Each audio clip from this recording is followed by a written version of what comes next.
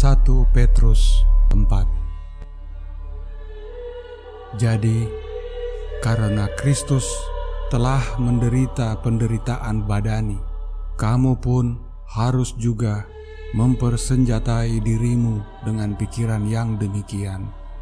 Karena barang siapa telah menderita penderitaan badani, ia telah berhenti berbuat dosa, supaya waktu yang sisa jangan kamu pergunakan menurut keinginan manusia, tetapi menurut kehendak Allah.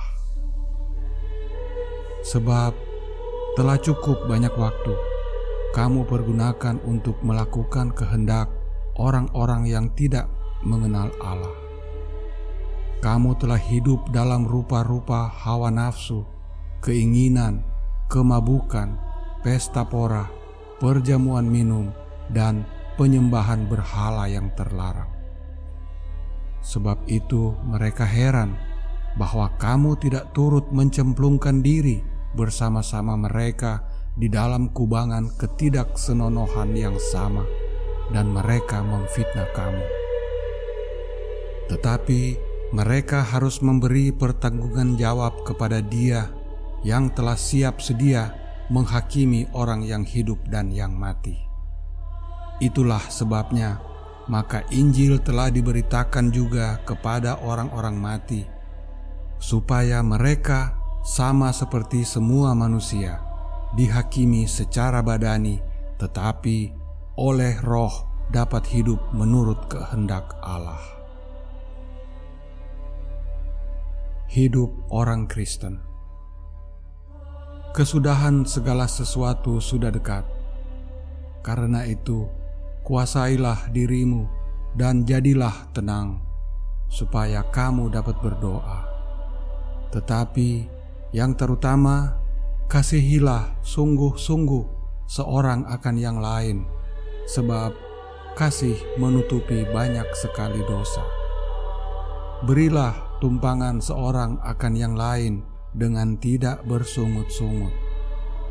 Layanilah seorang akan yang lain sesuai dengan karunia yang telah diperoleh tiap-tiap orang sebagai pengurus yang baik dari kasih karunia Allah. Jika ada orang yang berbicara, baiklah ia berbicara sebagai orang yang menyampaikan firman Allah. Jika ada orang yang melayani, baiklah ia melakukannya dengan kekuatan yang dianugerahkan Allah, supaya Allah dimuliakan dalam segala sesuatu, karena Dialah Allah Bapa yang empunya kemuliaan dan kuasa sampai selama-lamanya.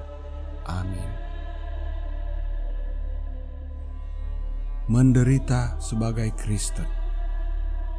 Saudara-saudara yang kekasih, janganlah kamu heran akan nyala api siksaan yang datang kepadamu sebagai ujian, seolah-olah ada sesuatu yang luar biasa terjadi atas kamu. Sebaliknya, bersukacitalah sesuai dengan bagian yang kamu dapat dalam penderitaan Kristus, supaya kamu juga boleh bergembira dan bersukacita pada waktu Ia menyatakan kemuliaannya.